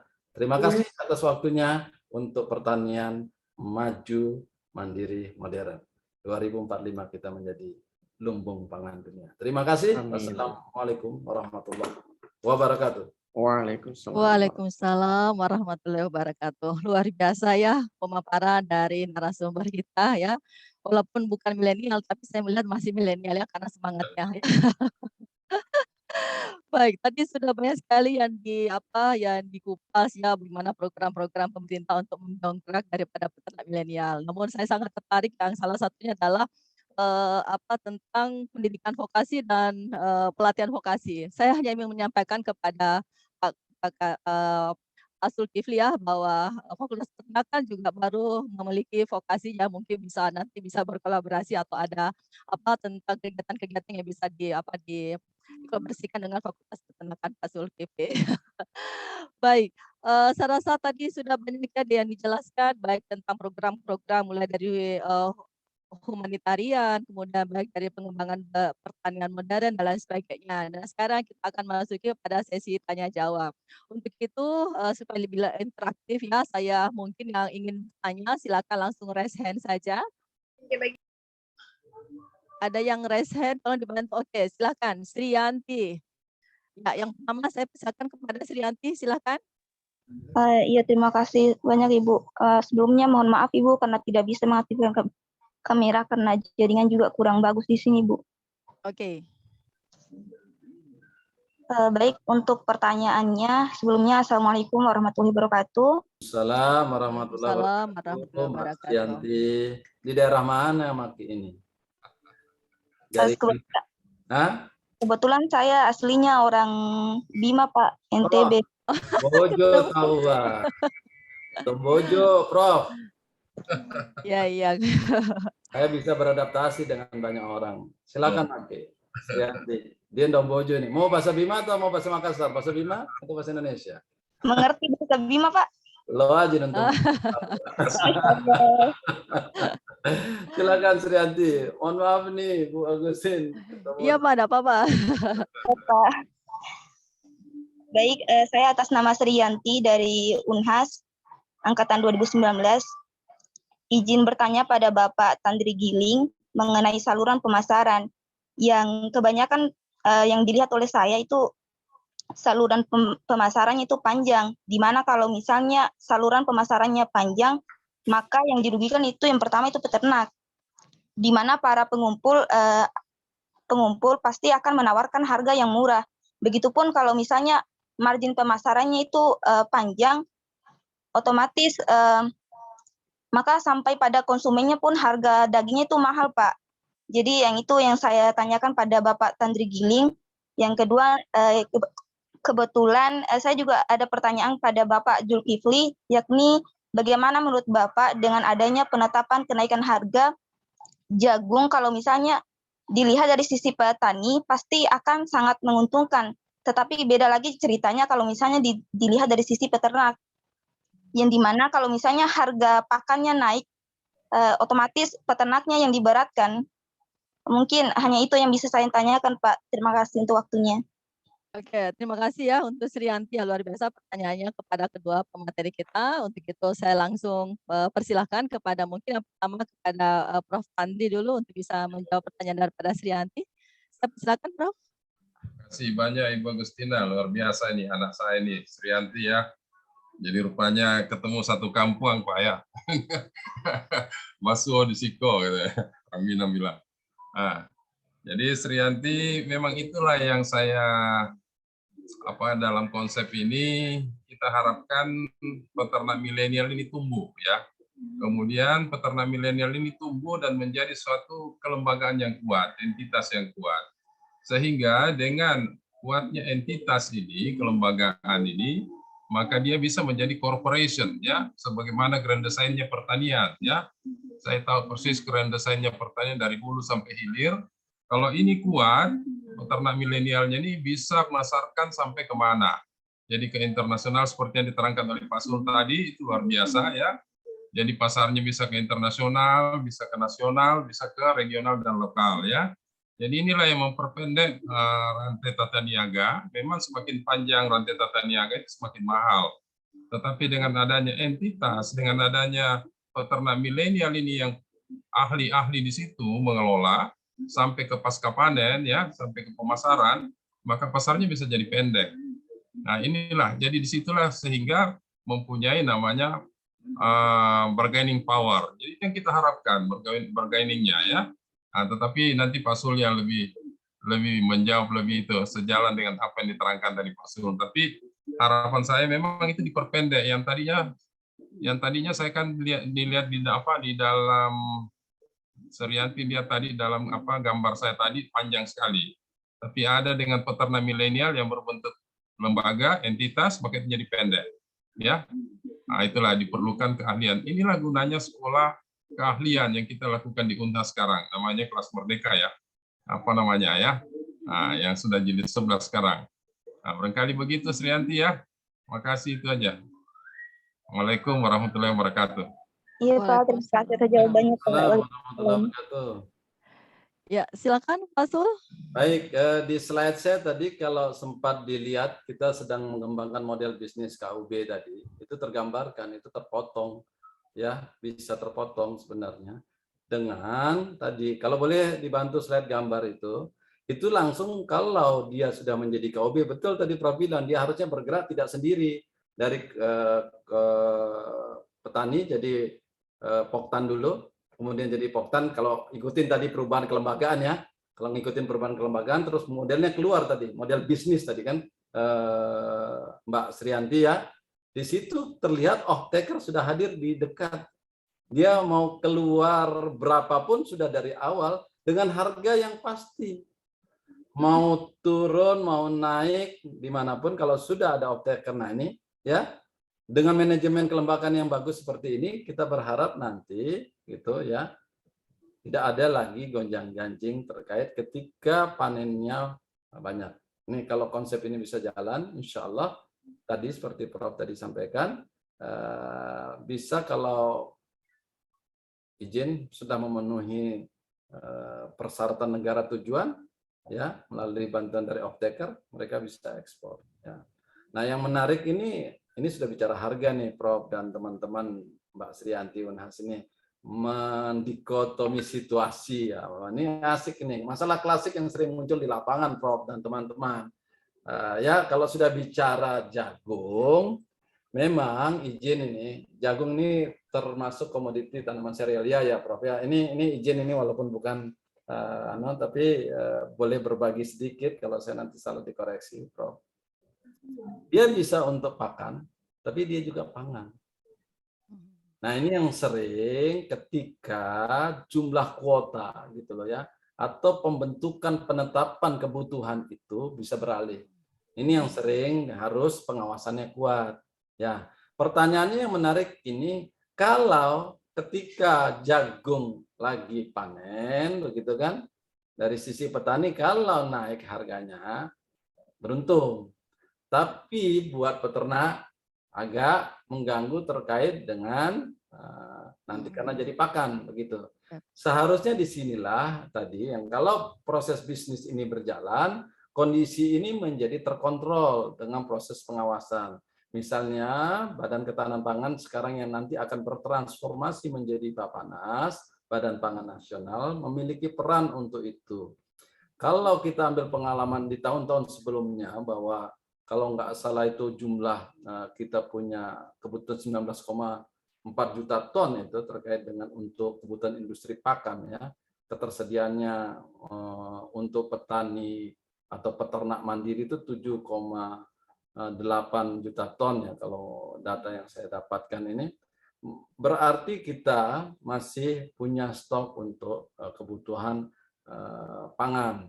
Nah, kita harus bisa dengan model bisnis KUB nanti yang off-taker hadir bisa memformulasikan kondisi yang dikhawatirkan oleh Pak Srianti tadi. Petani sudah dari awal mendapatkan harga yang pasti. Peternak pun nanti karena jumlah jagung di lapangan itu terkontrol dengan baik. Kalaupun pernah terjadi intervensi pemerintah dalam hal ini Kementan dengan perdagangan, karena untuk tata niaganya hadir di perdagangan, ya kami melihat ini menjadi penting untuk koordinasi yang lebih baik dan pengawasan yang ketat untuk ini tidak terjadi di lapangan. Dan kita bisa lihat ini tidak lagi terjadi sering di lapangan. Mudah-mudahan ke depan menjadi lebih baik untuk kekhawatirannya tadi, Mbak Srianti ya, insya Allah. Begitu. Mudah-mudahan KUB hadir menjadi jalan keluar. Begitu. Ya. Bagaimana, Srianti?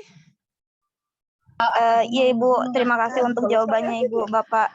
Oke, terima kasih ya. Sekarang sebelum ini kita lihat dulu di kolom chat ya. Di sini ada Ibu Eni Mulyani akan bertanya ya dari Unhas, ingin bertanya upaya yang harus dilakukan pemerintah dalam menggerakkan inovasi baru terhadap pertanian berkelanjutan baik dari hulu hilir sampai pengolahan serta manajemen produk pertanian agar memiliki nilai tambah lebih berdaya saing. Mungkin saya persilakan kepada Pak Zulkifli. Ya, asik nih, menarik nih. Ini pertanyaannya keren nih, bagus nih. Karena ke depan Pak Menteri kita ini sekarang lagi audikof ini di 10 negara. Ya, itu bicara bagaimana kita bisa menembus. Itu harus daya saing.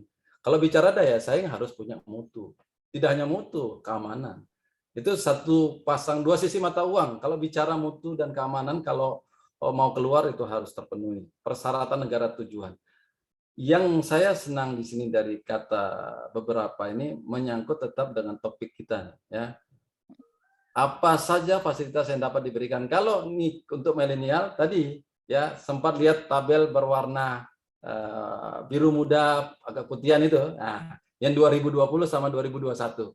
Bagaimana dilakukan pertama karena tidak bisa kita bergerak tanpa SDM yang bagus. Bagaimana untuk melahirkan itu harus dilakukan pengembangan kompetensi melalui apa saja? BIMTEK. Nah, tadi Pak Menteri. Nah, ini terima kasih responsibility-nya nice. Good. Ya. Bisa dibaca di sini. Ya, saya tidak perlu jelaskan satu-satu, tapi satu yang ingin saya sampaikan. Di sini tidak hanya untuk aparatur, tapi hadir juga untuk non-aparatur. Itu yang menariknya. Jadi nanti milenial yang tertarik, seperti tagline-nya Pak Menteri, peternak, itu keren, nah, kan petani itu keren, itu nanti peternak juga keren, jadi peternak itu keren ya. Jadi ini lanjutannya ya, saya tidak perlu sebut, tapi yang menarik di angka 5 dia bisa tematik.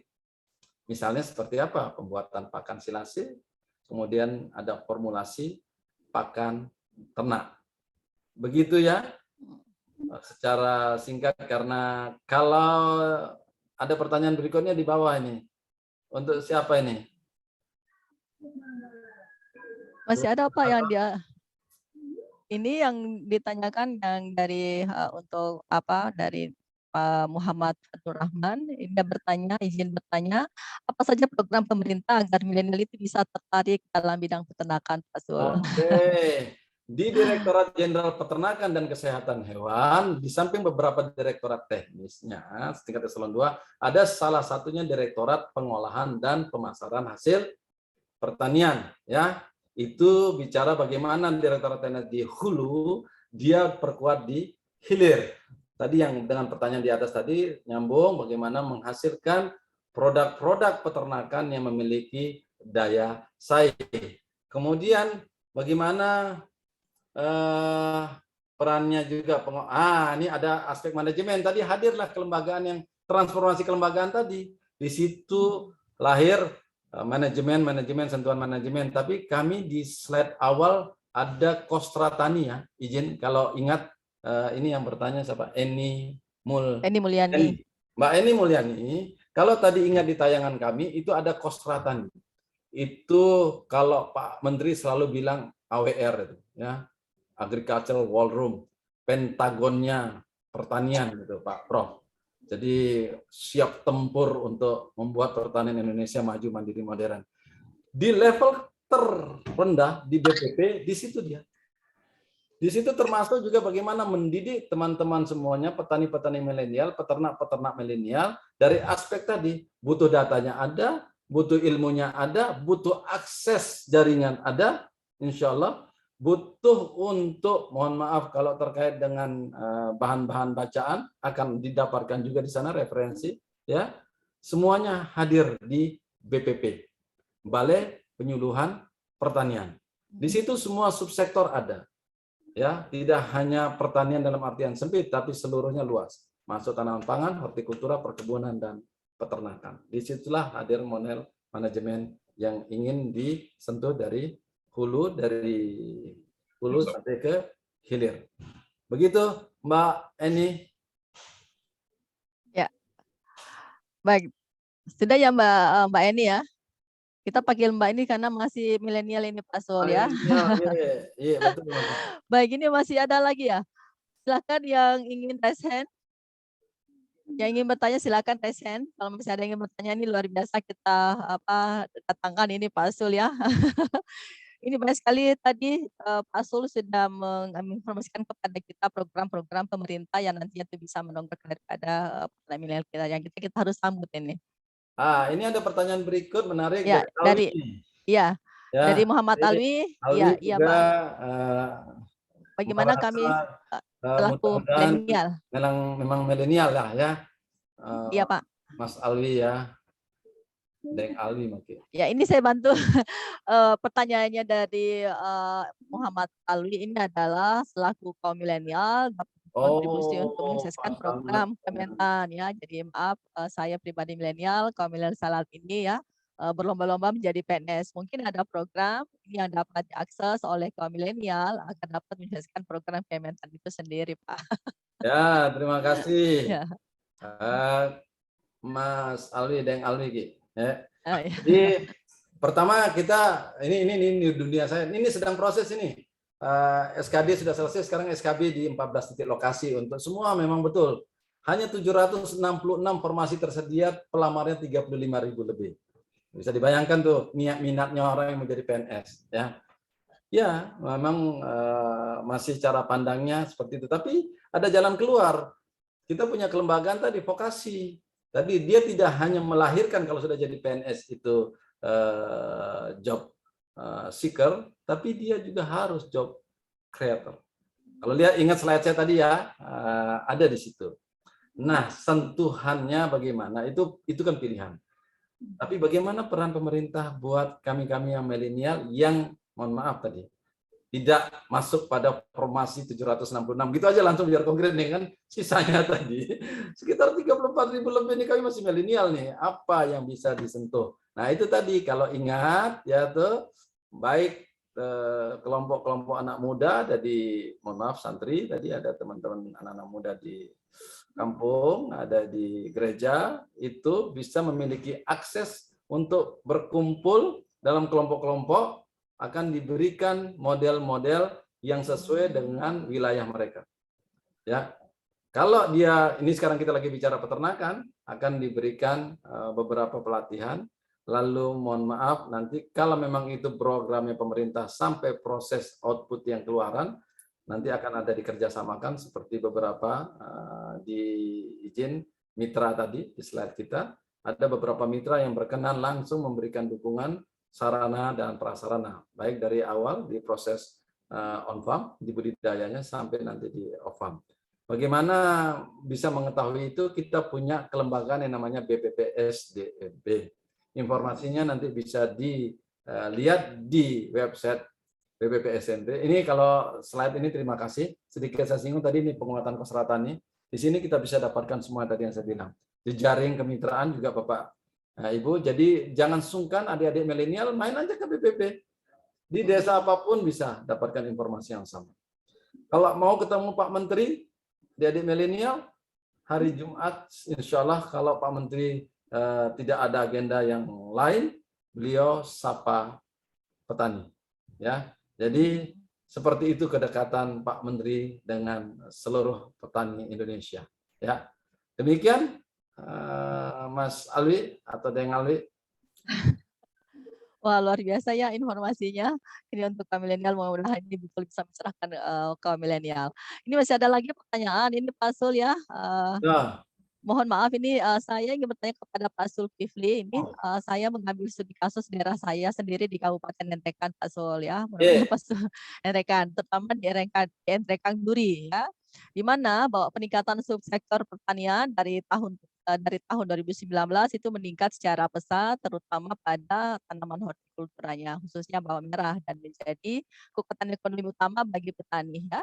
Namun kenyataan bahwa yang dihadapi petani saat ini itu banyak mengalami kerugian, padahal produksi bawang merah juga cukup tinggi, namun terkendala pada harga yang murah ya, sehingga banyak petani yang rugi, dan hal ini mempengaruhi psikis petani untuk terus melakukan peningkatan produktivitas bawang merah. Yang ingin saya tanyakan kepada Bapak, ini panjang banget perolahnya nih Pak, bagaimana pengawasan dilakukan oleh Kementan ya untuk mengawasi perubahan harga bawang merah ini Pak? Terima kasih. Ya, ini terima kasih, panjang pertanyaannya, tapi ini nembak langsung di bawah dia. Cakep nih. Oke, namanya siapa tadi? Ya Pak, namanya ini adalah dari Nentrekan Pak. Namanya Sampai Wali. Sampai Wali. Sampai Wali ya. Sekedar laporan, temanku banyak nih sekarang nih Prof, sama teman-teman Nentrekan gitu. Ini lagi kuliah sama dia. Saya lagi kuliah ke Prof lapor. Jadi saya juga mahasiswa ini, mahasiswa. Saya juga alma mater AM Jantan dari Timur, adik-adikku semua. Ya, terima kasih. Ini cuman memang terkadang kalau sudah bicara harga, ini yang kita suka salah kaprah ya. Ini sekaligus saya luruskan, yang terima kasih forum ini. Kementerian Pertanian itu memastikan produksi. Ya, ini harus clear dulu dari awal. Ketika bicara tata niaga, bicara harga, bukan kita nggak peduli. Izin ya, saya nyampaikan dulu poinnya. Ya, itu di ranah kementerian lain. Dalam hal ini Kementerian Perdagangan. Ya, bagaimana posisi Pak Menteri sekarang sudah begitu sangat, mohon maaf, memetakan. Kita punya mapping peta kawasan ini. Nentrekan saya kenal memang bawang lah ya. Ini faktor psikis ya yang ditanya. Seharusnya kalau mekanisme transformasi kelembagaan itu jalan di Nentrekan, harusnya ini nggak terjadi. Harusnya. Nah ini penyuluh nih. Ini nanti ini laporan singkat yang kita terima melalui chatting, lalu pertanyaan nih Bu Moderator. Saya akan segera laporkan di wilayah ini. Terima kasih nih, jadi eviden ini. Nggak apa-apa ya Mas Anu, ada yang sampai kita pakai. nanti saya akan laporkan ke Direktorat Teknis dalam hal ini Hortikultura, Dirjen Hortikultura, untuk memastikan apakah posisi produksi bawang itu berdampak, kalau produksinya meningkat malah mohon maaf mengganggu tingkat pendapatan petani yang mohon maaf tadi anjlok lah harganya ya. Tidak, jadi menanam bawang biayanya 1.000 ini jadi malah 900 atau 950 ya. Jadi ini kalau sudah bicara harga sebenarnya, tapi eksekusi di lapangannya Kementerian Pertanian selalu hadir. Pak Ali, insya Allah ini saya laporkan. Bentuknya seperti apa? Seperti telur kemarin lah. Kalau mau tahu clear ya, saya laporkan kepada semuanya bagaimana Pak Sahrul langsung mengeksekusi, membeli satu kali saja bergerak Pak Sahrul membeli sekian juta telur, langsung harga telur stabil. Jadi memang ada yang main. Ya, jadi beliau sangat luar biasa melihat peta di lapangan. Nanti kami berharap BPP bisa lebih peka. Saya berharap nanti ini lokasi kami akan lihat. BPP, teman-teman penyuluh di lapangan harusnya memberikan kontribusi informasi dari awal. Ini mapping kawasan seharusnya menurut saya sudah nggak terjadi, karena kita juga bisa menyimpan bawang dalam stok yang lebih banyak dalam jumlah yang agak lama, karena kita punya tempat beberapa menyimpan di gudang-gudang yang bisa sampai 1 sampai 2 bulan. Jadi tidak seharusnya pada saat itu saja dijual. Begitu Mas. Mas sampai lagi Deng sampai. Baik, terima kasih Pak Sul. Ini masih ada lagi pertanyaan ini dari Jawa Tengah nih Pak. Jadi ini namanya Dari mana? dari Jawa Tengah. Nah, Arif Muhlison ya dari Jawa Tengah, dari program pertukaran mahasiswa program studi peternakan, ini ingin bertanya kepada Pak Zulkifli. Oh, subhanallah.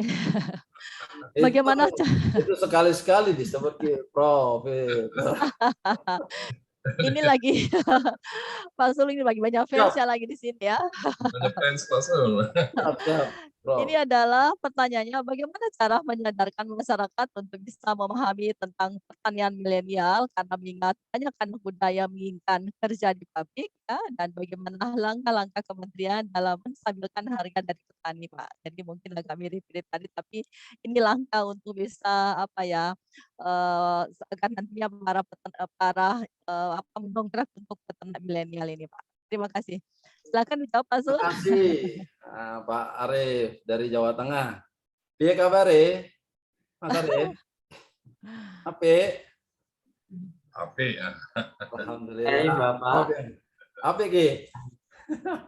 Saya Bapak. Jawa ki-nya Makassar. Mohon maaf. Ya, Mas Arif. Alhamdulillah nih, terima kasih nih, pertanyaannya bagus ya. Ini situasi sama terjadi di lapangan, tapi pertanian sekarang nggak sama.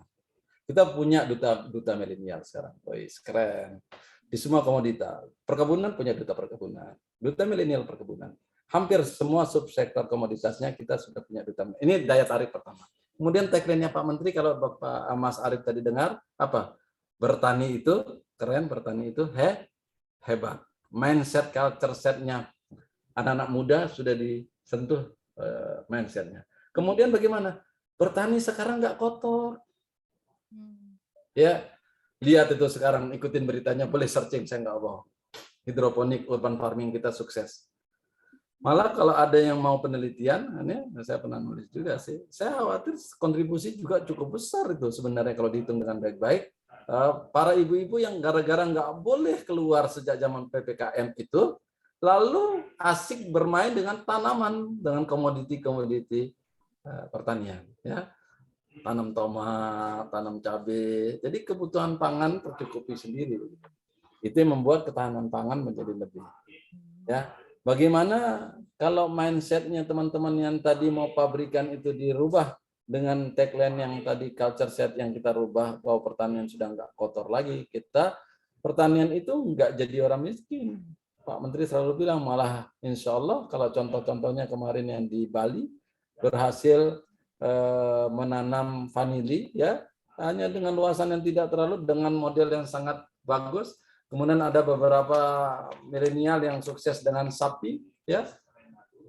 Bagaimana sentuhan ini Pak Menteri menyampaikan, tapi nggak boleh milenial itu hanya tangannya, mohon maaf seperti ini kepada pemerintah. Dia harus punya ilmunya dulu, itu sudah disampaikan. Dia harus punya kemampuan inovasi dan kreasi. Sehingga kita bisa lahir menjadi petani-petani milenial yang tangguh. Persoalan keilmuan kami siap Kementerian Pertanian. Fasilitasi untuk tadi tempat-tempat informasi, insya Allah mudah didapatkan. Jadi terbuka untuk para milenial masuk ke dunia pertanian. Pertanian sudah nggak kotor lagi. Kalau lihat gambar itu tuh keren tuh, nyiram kasih pupuk pakai drone. Jadi sudah seperti itu lah tuh peternakannya, tuh ngitung berapa liter susunya yang habis diperah sudah pakai PET ya. Oke, seperti itulah suasana yang sekarang dibangun. Jadi perubahan culture set, mindset ini menjadi tantangan memang di beberapa daerah yang memang situasinya yang beliau sampaikan ini memang dijawab Prof. Bu Agusti. Tantangannya perubahan sedikit lari ya, bagaimana degradasi lahan, konversi lahan ke industri dan perumahan. Itu juga sebenarnya yang menarik. Sehingga tadi muncullah pabrik-pabrik, jadi lapangan kerja lebih banyak ke pabrik-pabrik. Ini yang dilihat oleh beliau tadi. Pertanyaannya sangat bagus dan mudah-mudahan kami tidak menjanjikan yang muluk-muluk, tapi fakta yang kami sajikan dan sudah banyak milenial yang sukses dan memiliki pendapatan, ada yang di atas 100 juta per bulan, boleh di-searching, hanya bermain hidroponik. Yang terakhir selalu Pak Menteri sebutkan itu di komoditi hortikultura hanya bunga. Bunganya nggak semacam apa, kayak bunga liar ternyata, kalau diekspor, dihitungnya per lembar daun, Prof. Bu Agustina. Mungkin pernah lihat bunga yang, mohon maaf, malah jelek, bolong-bolong gitu loh. Bunganya itu bolong-bolong. Diberi nama bunga janda bolong. Janda bolong. Nah, betul, Pak. lembarnya itu 5 juta. Iya. Kalau dikirim, keluar 25 juta. Kalau 5, satu pot itu 5, ya tinggal kali aja tuh berapa. Jawa ya. Mahal tuh, Pak. Ya, jadi sangat menjanjikan. Ya, Belum lagi bicara kopi kita yang sekarang sukses nih, Odikop di 10 negara. Ya, miliaran-miliaran kita dapat kontraknya pulang. Nih, ada yang 74, ada yang 141, ada yang triliun juga sudah dapat dengan beberapa negara, ada yang dengan Turki, Mesir. Ya. Begitu, tetap semangat ya. Bertani itu hebat, bertani itu keren. Wah, luar biasa. Ya. Terima kasih ya Pak Zulkifli. Baik, kayaknya ini diskusinya sangat intens sekali ya, tapi sayangnya waktu juga yang batasi kita. Untuk itu mungkin terakhir saya ingin beri kesempatan kepada keynote speaker kita untuk bisa memberikan closing statement ya. Untuk itu saya mungkin persilahkan kepada yang pertama Prof. Tandri Giling. Saya persilahkan Prof. Ya. Jadi sebenarnya ada pertanyaan dari Fatur Rahman ini ya yang saya perlu jawab dulu sedikit. Oh ya, silakan. Saya perlu jawab. Jadi pada prinsipnya namanya milenial itu zaman teknologi. Jadi zaman teknologi itu kita harus belajar betul mendapatkan inovasi yang baik dari hasil teknologi ya Fatur Rahman ya. Nah, kemudian, tapi namun di sisi lain, agar supaya program pemerintah ini bagus, pemerintah itu selalu berpikir bagaimana program jangka pendek, menengah, dan panjang. Nah, kemudian, selalu memang harus didasari oleh 5M1E. Jadi, men-nya harus diperbaiki dulu. Ya, kemudian pemerintah selalu bantu lewat APBN, APBD, melalui mesin-mesinnya apa ya, itu banyak sekali dibantu. Nampak tadi yang diterangkan oleh Pak Sul. Kemudian diturunkan lagi program pemerintah namanya KUR yang diterangkan oleh Pak Sul tadi. Diturunkan lagi BUMDes, ya Badan Usaha Milik Desa. Kemudian ada lagi BSI, banyak sekali ya. Ini bisa diraih semua oleh milenial ya, peternak milenial. Kemudian lagi ya yang penting adalah pasarnya. Pasarnya juga sudah ada. Pemerintah juga membantu pasarnya.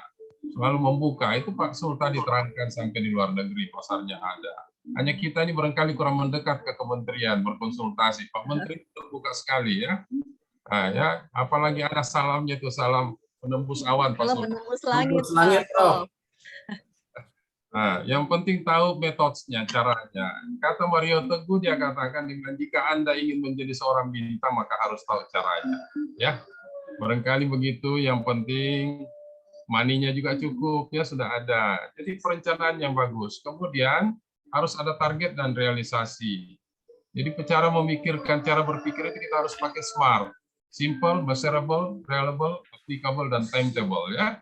Jadi itu barangkali kalau mau jadi peternak milenial. Kemudian yang simpel-simpel aja. Kemudian petani atau peternak itu kalau kita mau berikan ke milenial juga, otaknya petani itu bukan lagi di kepala sini, tapi ada di mata. Jadi harusnya nampak-nampak aja. Tapi milenial itu harus penuh dengan teknologi ya. Barangkali begitu, kita tidak buang waktu. Barangkali Ibu Agustina, barangkali Fatur Rahman itu yang bisa saya jawab. Nanti kita diskusi lah. Ya, yang penting sama Pak Sul kita sudah puas. Kalau Pak Sul orang sibuk ya, kita harus kejar terus pertanyaan harus ya. Siap, makasih Prof. Kalau saya bisa di kampus lah nanti. Nah, tapi alhamdulillah kita bisa ketemu semuanya sehat walafiat. Barangkali apa yang saya perlu sampaikan, saya juga terima kasih kepada Ibu Agustina ya, Pak Sul, Siap. dan Pak Dekan atas kesempatan yang diberikan kepada saya. Kemudian Pak Fatur Rahman, Ananda Fatur Rahman ya, Pak Sadar Baba dan mitra kita dan yang hadir semuanya. Alhamdulillah berkat kerjasama kita yang baik ini semuanya sehingga terselenggara acara ini. Mudah-mudahan ini berlanjut terus. Amin. Ajang ini kita semakin bertambah, jadi mindset kita berubah ya. Mudah-mudahan tinggal applicable-nya di lapangan. Ya, secara dunia maya kita sudah oke, tetapi learning by doing-nya. Karena saya orang penyuluhan, selalu learning by doing ya. Oke, barangkali begitu. Jadi mudah-mudahan dengan pertemuan kita pada hari ini, ya, mudah-mudahan anak-anakku mahasiswa sekalian, kita harus berterima kasih kepada Pak Zulkifli, ya, Kepala Biro dan perwakilan dari Pak Kementerian Pertanian yang telah membuang waktunya, kemudian Ibu Agustina yang luar biasa pada hari ini, Pak Dekan, terima kasih atas kesempatan yang diberikan juga kepada saya. Dan saya akhiri dengan ucapan terima kasih Pak Sul. Wabillahi taufiq wal hidayah. Assalamualaikum warahmatullahi wabarakatuh. Waalaikumsalam warahmatullahi wabarakatuh. Terima kasih Prof. Kemudian saya persilakan kepada Pak Sul ya untuk bisa memberikan closing statement-nya. Saya persilakan Pak. Terima kasih Bu Agustin. Sekali lagi atas nama Kementerian Pertanian saya mengucapkan terima kasih diberikan ruang dan waktu berbagi sharing informasi bagaimana Kementerian Pertanian hadir tidak hanya untuk secara skop pemerintah pusat, tapi juga sampai ke daerah-daerah seluruh Indonesia. Peran kami juga memperhatikan sesuai topik hari ini, bagaimana bonus demografi, di mana teman-teman adik-adikku tercinta, para milenial, yang jumlahnya tadi saya sampaikan di slide pertama, hampir 69,36 juta jiwa, itu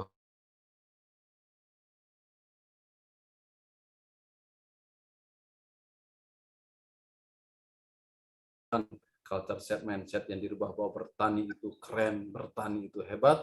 Adik-adikku semua mau untuk masuk di dunia pertanian. Dengan ujungnya semuanya akan meraih kesuksesan dan memberikan kontribusi kepada bangsa dan negara.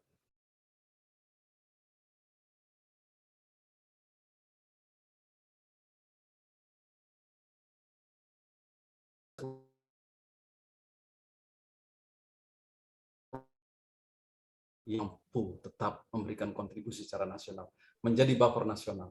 Yang tertinggi adalah sektor pertanian. Saya mohon izin diberikan tepuk tangan ya untuk Pak Sahrul Yassin Limpo yang sudah sukses menjaga. Kemudian 2 tahun kita, Dek, semuanya 2 tahun Pak Menteri mampu menjaga kita tidak impor beras. Boleh sobat searching. Itu pertarungan yang luar biasa.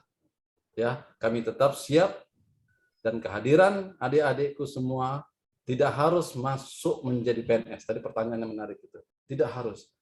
Pertanian siap sudah menciptakan duta-duta milenial.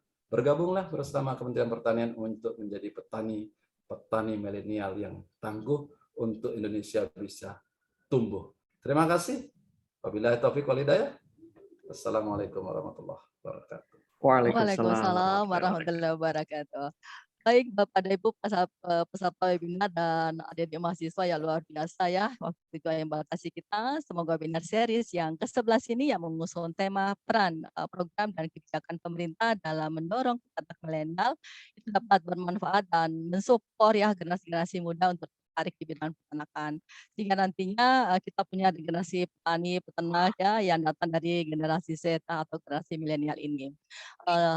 Kita mengharapkan bahwa generasi milenial akan terus berinovasi ya, sekaligus bisa mengolah peluang usaha menjadi penghasilan dalam bidang peternakan. Tadi luar biasa setengah daripada Pak Zul ya, bahwa petani itu keren, petani itu inovatif, petani itu kreatif dan dapat memanfaatkan. Sehingga nantinya bahwa apa yang kita harapkan untuk bisa mendongkrak peternak milenial ini bisa memperkuat ekonomi di sektor pertanian. Terima kasih kepada semua yang sudah mensupport kegiatan ini dan terima kasih kepada partisipan yang masih setia mengikuti kegiatan webinar ini dan mohon maaf jika ada kekurangan. Dan terima kasih, salam sukses untuk kita semua dan salam menembus langit dari Kementan. Kalau boleh kita ambil gambar menembus langit semua, diambil gambarnya. Ya, bisa nanti Pak, Oke, kita di ya sesi Pak. foto. Terima kasih ya semuanya. Bila ada sumur di ladang, boleh kita menumpang mandi. Bila ada sumur bila ada umur panjang, boleh kita bertemu kembali. Terima kasih semuanya. Saya Agustina Abdullah sebagai moderator mengucapkan undur diri dan mengucapkan Assalamualaikum warahmatullahi wabarakatuh. Saya kembalikan kepada Mas Fatur. Ya, Waalaikumsalam warahmatullahi wabarakatuh. Terima kasih banyak Bu Agustina karena sudah memandu kegiatan agenda materi kita pada hari ini. Wah, ini benar-benar luar biasa nih hari ini ya. Kita agenda materi kita sudah benar padat sekali pada hari ini dan memang kita mendapat pencerahan langsung dari Kementerian Pertanian gitu. Jadi harapannya mahasiswa-mahasiswa yang sekarang nih atau generasi-generasi tadi disebutkan generasi milenial nih bisa terus berkembang dan memang nggak takut lagi menjadi petani ya Pak. Tadi Ya, seperti itu. Betul, tidak takut menjadi petani dan peternak ya. Apalagi dari teman-teman yang nanti akan tersertifikasi di program ini gitu ya, harapannya nanti bisa menciptakan sesuatu lah atau menciptakan sesuatu yang memang bisa membantu peternakan gitu ya bagi Indonesia seperti itu. Baik, untuk itu Mas Fatur Rahman bisa lihat BIB Lembang ya, ya searching saja BIB atau BED Cipelang. Wah, bagus tuh ya, Pak. Dia akan bangga menjadi peternak ya. Nah, ya itu bisa menjadi kalau rekomendasi. Kalau bisa berkenan datang, nanti saya siap dah minta izin Pak Sejen untuk mengantar ke gunung di bawah kaki Gunung Salak itu. Oh iya Pak. Hadirnya sapi-sapi yang bobotnya luar biasa itu di sana. Ya. Masya Allah. Oke, ya, Pak, diundang ya Pak. Nah itu Pak, boleh Pak. Nanti tinggal undangannya aja. Keren deh kalau ke sana. Ya. Oke, siap. Baik, terima kasih. Sebelumnya saya ucapkan terima kasih kepada para narasumber, yaitu Profesor Dr. Tanri Giling Rashid, MS, dan Bapak Dr. Andes Zulkifli, MM, selaku narasumber pada hari ini, serta moderator kita pada hari ini, Ibu Dr. Insinyur Agustina Abdullah, SPT MSc, IPM ASEAN Eng, atas waktunya yang telah diberikan untuk memberikan materi pada hari ini. Maka dari itu, sebagai ucapan terima kasih kami kepada moderator dan narasumber, kami akan memberikan sertifikat, Pak, izin secara virtual. Izin secara virtual kita akan memberikan sertifikat. Saya izin setting dulu sebentar. Pertama akan kita berikan kepada Bapak Zulkifli, selaku narasumber pertama kita. Izin. Mohon maaf. Prof dulu. Ya, oke. Siap, oke. Boleh kita kasih senyum dulu, Pak. Terima kasih, siap. 1, 2. Terima. Oke, boleh. Sekali lagi boleh, Pak. Gini, boleh, Pak. Iya. 1, 2. Oke. Siap, sekarang kita boleh ganti ke Prof. Tanri. Izin, Prof. Ya. Ya, baik. Boleh, siap. 1, 2, 3. Oke. Oke, yang terakhir untuk moderator kita nih pada hari ini. Terima kasih banyak, Bu Agustin ya, Bu. Sudah support kita hari ini untuk menjadi narasumber. Baik, siap. 1, 2. Oke, sekarang untuk seluruh peserta nih kita foto bareng. Oke, siap, boleh ya boleh di ini ya, dibuka ya. Dibuka kameranya. Boleh sebelum itu kita foto dulu nih Bu, berempat. Oke. Oke, siap ya, izin. Boleh gini lagi ya kali ya. Oke, Oke, salam menembus siap. langit ini dari Ya, komentar luar biasa 1, nih 2, simbolnya. 3. Oke, siap. Nah, sekarang untuk para peserta udah dibuka semuanya ya. Oke, siap. Siapkan Para posisinya. peserta juga tangannya juga Ya, salam menembus boleh. langit ya. Oke, gini semua ya, boleh? Nah, oke, siap. Boleh semuanya begini posisinya teman-teman? Oke, siap ya. Sesi 1 boleh. 1, 2. Oke, sesi 2 izin. Oke, siap. Sesi 2 izin lagi. 1, 2, 3. Oke, siap. Oke. Terima kasih. Ya, baik, berakhir sudah acara kita pada hari ini. Untuk absensi mungkin nanti akan dikirim setelah ini, teman-teman sekalian. Sekali lagi terima kasih Pak Zulkifli dan Prof. Terima kasih Pak Fadli. Zul. Ya, jangan lupa sampaikan informasi kepada kami, Prof. Pak Zul ya ditunggu informasinya. Terima kasih sekali lagi. Iya, semoga sehat selalu Pak, Prof. Amin. Bu, iya, terima Pak kasih. Zul. Ya, baik, saya ucapkan terima kasih juga. Ya, terima kasih juga kepada para atas peserta yang telah hadir pada hari ini, peserta webinar seri 11, program pemanfaatan ICT dalam program pelatihan dan sertifikasi bagi sumber daya manusia industri perbibitan sapi rakyat, Matching Fund by Kedaireka, dengan topik webinar peran program dan kebijakan pemerintah dalam mendorong peternak milenial. Silakan apabila nanti sudah ada sepertinya link absen untuk segera diisi.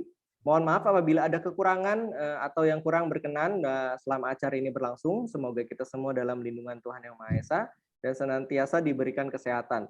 Saya Fatur Rahman Putra, pamit undur diri. Sekali lagi mohon maaf apabila ada kekurangan. Wassalamualaikum warahmatullahi wabarakatuh. Waalaikumsalam warahmatullahi wabarakatuh. Terima kasih Prof. Terima kasih Pak ya. Zulkifli, Bu Agus, Dina. Iya. Ya, sama-sama. Semoga sehat selalu kita Semoga semua sehat. ya. Amin. Rabbil alamin. Oke ya. Assalamualaikum. Iya, Prof. Terima kasih. Terima kasih semuanya undur diri. Baik. Iya, Prof. Ya, Pak Zul, terima kasih banyak. Sama-sama Ki Prof. Ya, sehat. Iya. Assalamualaikum. Sehat selalu Ki Prof. Iya, amin, amin.